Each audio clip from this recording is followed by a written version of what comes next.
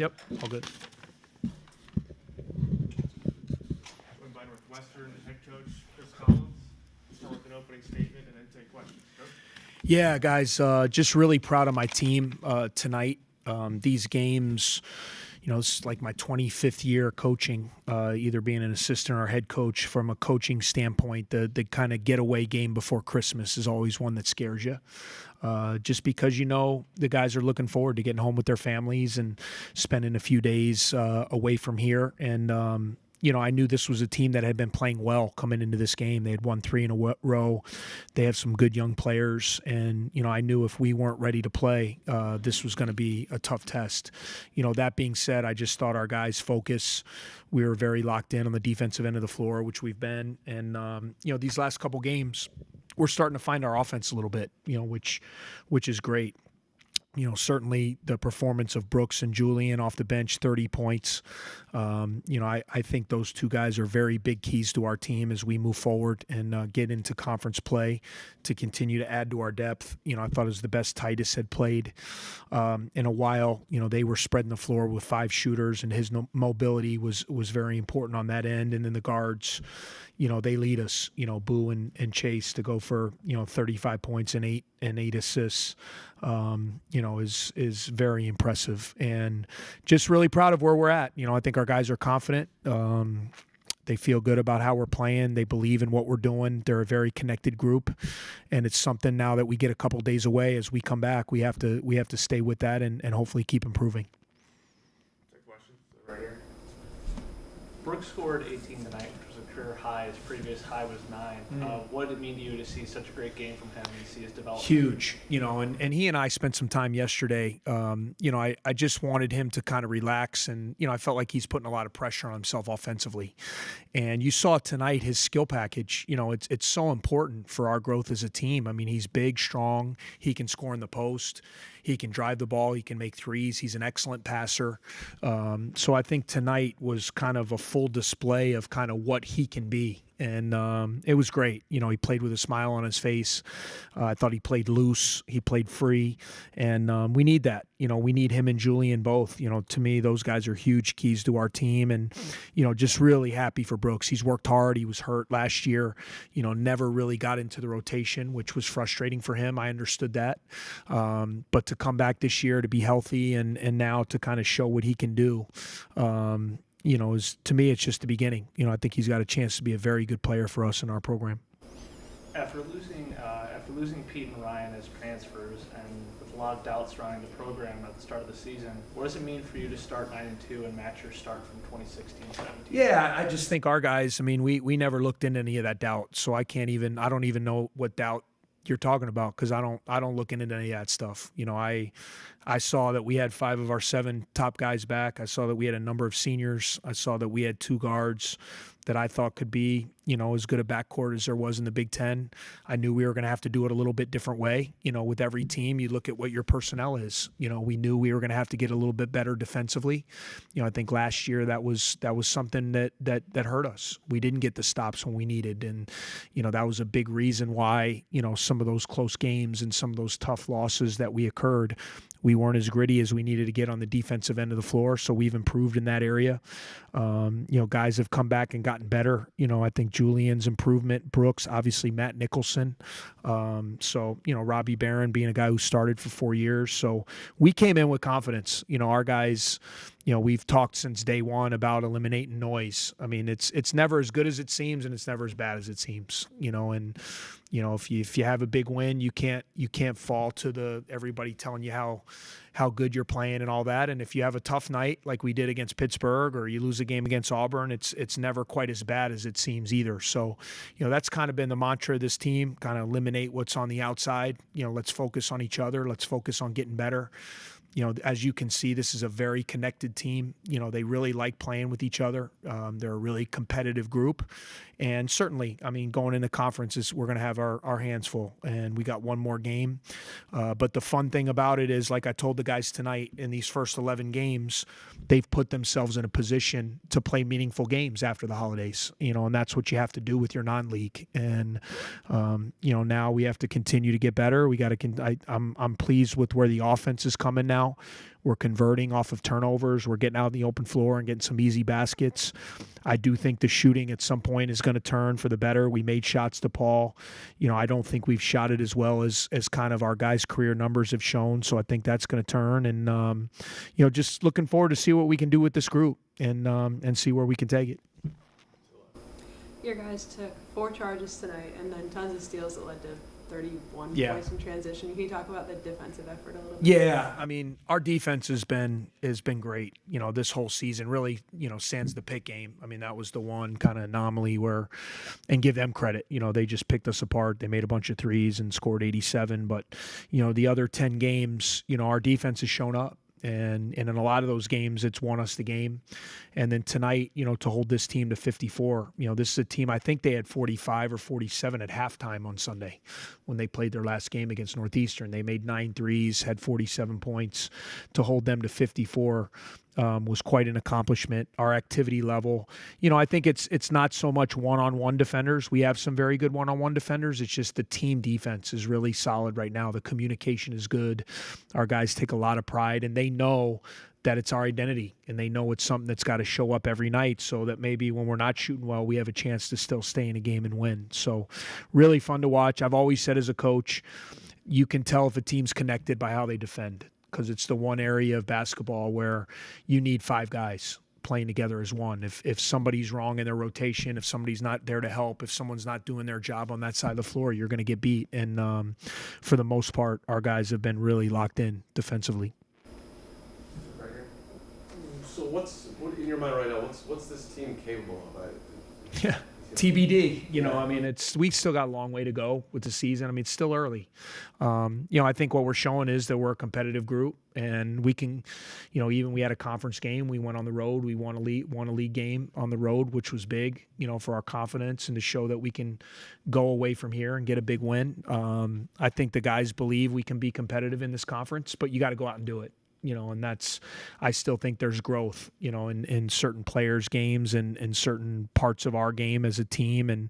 But our goals are to be a team that has a chance to play for something in March. I mean, that was our goal from day one, and I don't think that changes. Do you have any interest in, at least down the line, there being some level of Chicago, maybe even statewide tournament that plays? Yeah, I know there's been a lot of talk about it, and you've seen with our schedule this year, we've now played Chicago State, we've played UIC, we've played DePaul, we've played Northern Illinois. We really couldn't fit, Loyola. It's hard. Like, it makes sense in a lot of ways, and maybe now it's something, with the Big Ten, we also had challenges. We had a Big East challenge and an ACC challenge, and obviously we're losing the ACC challenge, and it lends itself with the Big East challenge, the Gavitt games. We don't know where that's headed, so it might create some more flexibility for us, to be able to do something like that. I mean, I grew up in this area. I'm a big fan of Chicago basketball. I think it's great for the city. Just playing back to back now, DePaul, UIC. It's important to play these local teams, and definitely be something that I'd be open to putting together. It was only for about a minute, but towards the end of the first half, you ran a lineup of Boo, Ty, Chase, Julian, and Robbie. Mm-hmm. Have you thought about trying to go to a small ball lineup like that more often early in the season to try to give it some reps when you might need it later? Yeah, we've done it in practice a little bit. That was more reactionary to what they were doing. They had the kid Smallball who can really shoot the ball, number 50 for them. And, they were really stringing us out in the pick and rolls and throwing back and picking pops, and putting Robbie at that spot allowed us to switch 5 ways, defensively. So it was a little bit reactionary to their small ball lineup. We have practiced that lineup. I think it's something, especially at the end of games when you need to take care of the ball, make free throws. We played it a little bit at the end of the Michigan State game, down the stretch. But I've been really pleased with how our 2 bigs have played, Matt and Titus. So, those guys are still going to get their minutes, but there's absolutely, a package that we have for that small team. And, depending how the game's going, if we want to kind of speed it up, if we want to switch, if we want to open the floor with more skill guys, it's something that you could definitely see. Any more questions for Coach? Would you, if people said this is Chris Collins' best coaching job, how would you react to that? I don't know. I mean, I honestly, like, I don't get in. Like, I've had my time. Like, it's about these players, and this is their time. I'm so proud of them. These are guys that have come in. We believed in them when they were freshmen, Boo and Robbie and Chase and all these guys. They came in, Ty Berry, and they got their butts kicked when they were young. And you know what? They stayed the course, and it's really easy in today's day and age to say, you know what, I'm going to go try to find it somewhere else. And they said, no, we're going to figure it out here. So I've just really enjoyed coaching this group. Really for me, I'm just trying to help them, put them in positions to try to win and figure out with this group how we can be competitive. But, it isn't about me. It's about them. And I'm really happy for their success, and hopefully we can keep this thing rolling. Any more questions? That'll wrap us up. Thanks, everybody. All right. Thank you, guys. Merry Christmas. Love to see players.